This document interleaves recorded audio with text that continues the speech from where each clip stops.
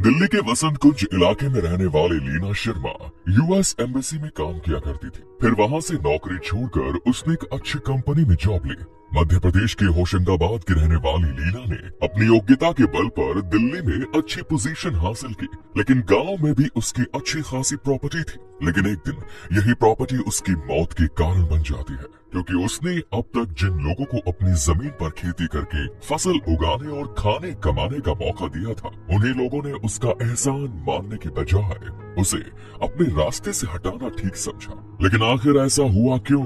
क्यों ये लोग इस अकेली लड़की की जान के दुश्मन बन गए? ऐसे तमाम सवालों के जवाब लेकर हम आज के इस वीडियो में हाजिर हुए हैं। हमारे साथ आखिर तक आप जरूर बने रहिए।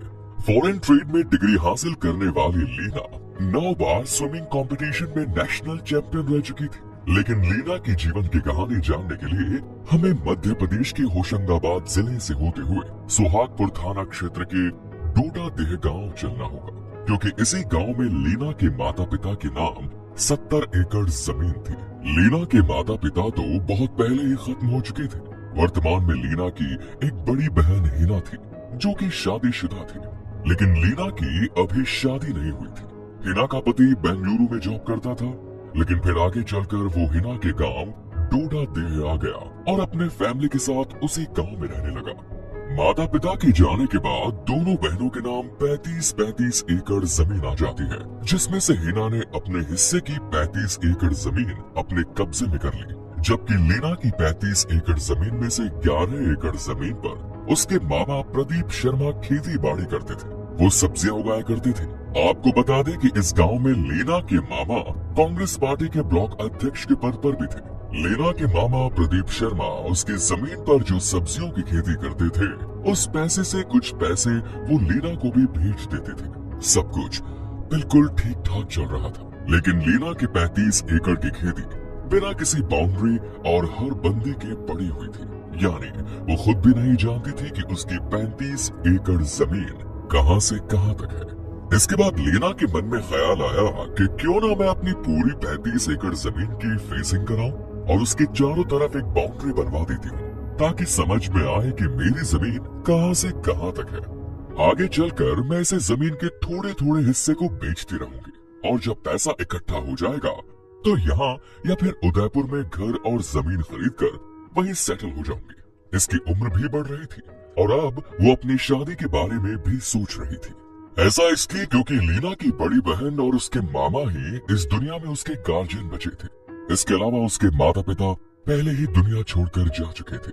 लीना अब अपने और अपने परिवार के बारे में सोचने लगी, शादी करने के बारे में विचार करने लगी। लीना के दिल्ली में कुछ ऐसे दोस्त थे जिनसे वो अपने मन की बातें शेयर किया करती थी, अपने आने वाली प्लानिंग को डिस्कस करती थी। लेकिन वो डिसाइड नहीं कर पा रही थी कि उसके मामा जी को गांव में उसके 11 एकड़ की जमीन पर खेती बाड़ी करते हैं।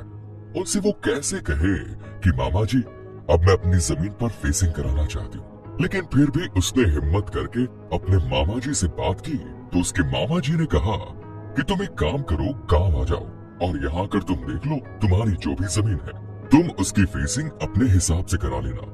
मामा जी की ये बात सुनकर लीना को बड़ी खुशी हुई और 16 अप्रैल 2016 को वो दिल्ली से चलकर भोपाल आई। भोपाल में उसके दोस्त रहते थे, वो उसी के यहाँ पर रुकी हुई थी। इसके बाद उसने 20 अप्रैल को होशंगाबाद जिले के सुहागपुर के लिए ट्रेन पकड़ी और वहाँ से अपने गांव डोहा देह आ गई। यहाँ आने के बाद लीना ने 23 अप्रैल 2016 को अपनी 35 एकड़ जमीन का सबसे पहले सीमांकन कराया। सीमांकन में लीना की जमीन की हद समझ में आ गई। इसके बाद 29 अप्रैल को उसे फेंसिंग करानी थी। इसके लिए उसने बाकायदा इंतजाम किए, तार बाउंड्री के साथ साथ खंभों की भी व्यवस्था की, ताकि वो अपनी जमीन में हदबंदी कर सके।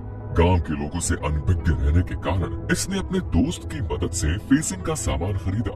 लीना हमेशा अपने दिल्ली वाले दोस्त से कनेक्टेड रहती थी, लेकिन जब से फेंसिंग की डेट गुजरी, उसके बाद लीना का अपने दोस्तों से संपर्क ही नहीं हो पा रहा था। साथ ही वो गांव में भी नजर नहीं आ रही थी।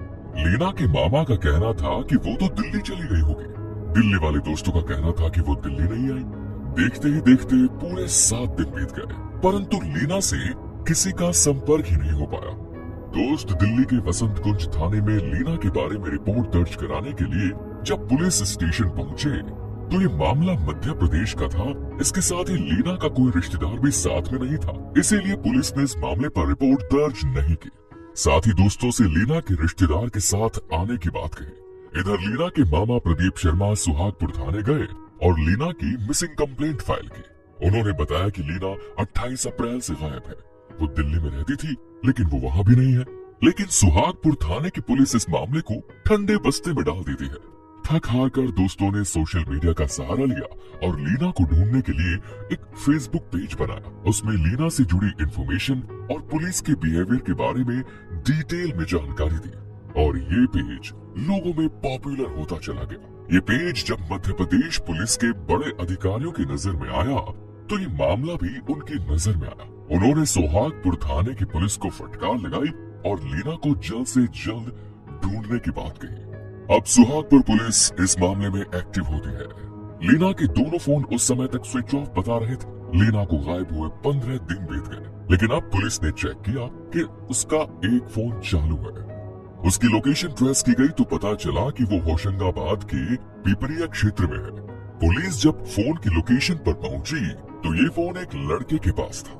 लड़के ने बताया कि ये फोन उसे ट्रेन में पड़ा हुआ मिला। पुलिस ने उस लड़के के बैकग्राउंड को चेक किया तो उसमें कुछ भी संदेहजनक नहीं मिला। फोन को जब्त करके पुलिस उसकी कॉल डिटेल निकलवाती है। लीना ने आखिरी बार एक अननोन नंबर से बात की थी। वो अननोन नंबर एक ऑटो वाले का था। पुलिस ने ऑटो ड्राइवर से पूछताछ की तो उसने बताया कि 29 अप्रैल को लीना को डोडा गांव में छोड़ा था उसने।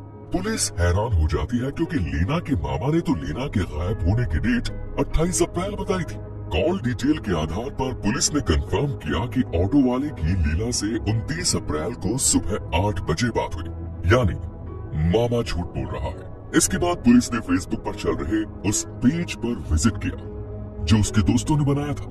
इससे पुलिस को ये पता चला कि लीना और उसके मामा का प्रॉपर्टी डिस्प्यूट चल रहा है।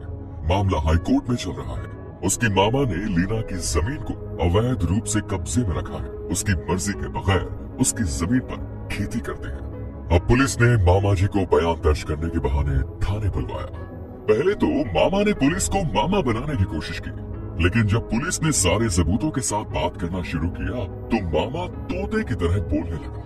मामा ने बताया कि लीना फेसिंग का सारा सामान लेकर ऑटो वाले के साथ 29 अप्रैल 2016 को अपनी जमीन पर पहुंची थी, लेकिन उसने लीना को ये कहकर आगे का काम करने से रोक दिया कि वो खुद भी फेसिंग कराएगा।